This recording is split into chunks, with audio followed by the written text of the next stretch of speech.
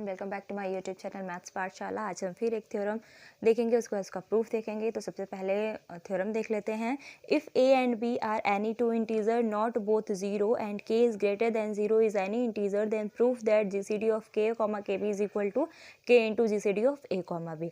मतलब कि अगर ए और बी कोई दो इंटीजर हैं और दोनों ज़ीरो के बराबर नहीं हैं एंड के इज़ ग्रेटर देन ज़ीरो, और के एक ऐसा इंटीज़र है जो कि ज़ीरो से बड़ा है, तो हमें प्रूफ करना है कि जीसीडी ऑफ के ए कॉमा के बी इज़ इक्वल टू के into GCD of A comma B. मतलब कि के ए और के बी का जो जीसीडी है वो ए और बी के जीसीडी के टाइम्स है। ठीक है, तो प्रूफ देख लेते हैं। Let d is equal to G C D of A comma b and d dash is equal to G C D of के कॉमा के B.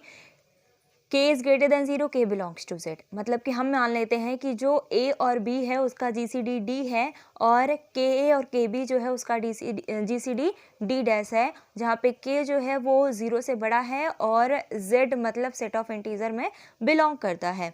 Since D is equal to G C D of A comma b then by Euclidean algorithm there exist x comma y belongs to Z such that a x plus B Y is equal to Z. ठीक है, तो अगर D जो है वो ए और B का GCD है तो यूक्लिडियन एल्गोरिदम से हम कह सकते हैं कि दो इंटीजर एक्स और वाई जेड में इस तरह से एग्जिस्ट करेंगे कि A x plus B Y is equal to D हो जाएगा।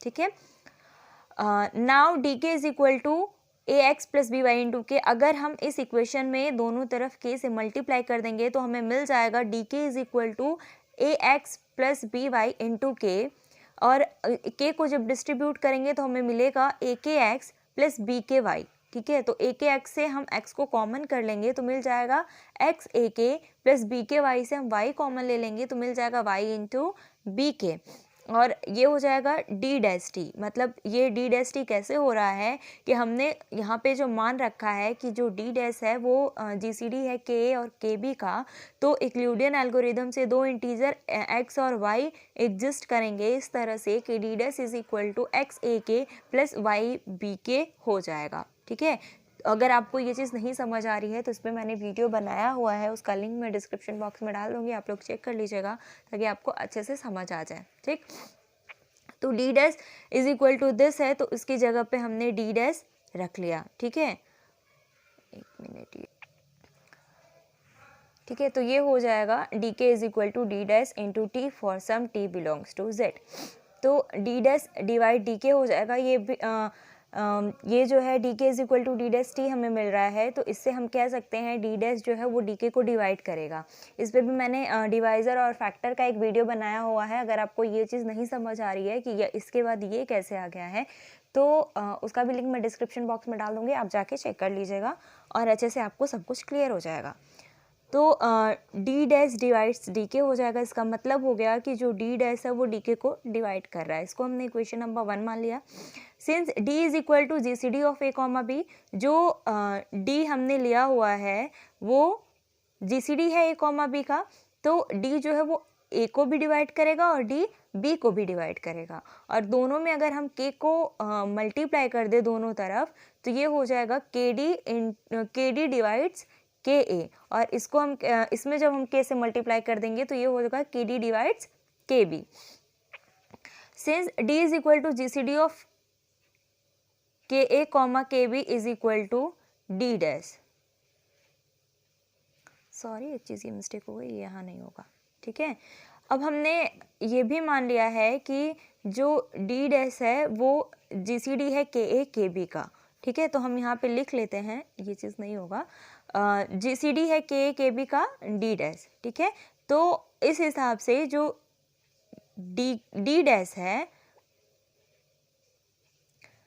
ठीक, तो हमने माना हुआ है कि के ए के बी का जो जी सी डी है वो डी डैश है, और यहाँ पे हमें क्या मिल रहा है कि डी के जो है वो के ए को डिवाइड कर रहा है और डी के बी को डिवाइड कर रहा है। ये ऊपर से हम देख सकते हैं कि डी के कह लें, यहाँ पे के डी कह लें, तो डी के जो है वो के ए को भी डिवाइड कर रहा है और डी के जो है वो के बी को भी डिवाइड कर रहा है।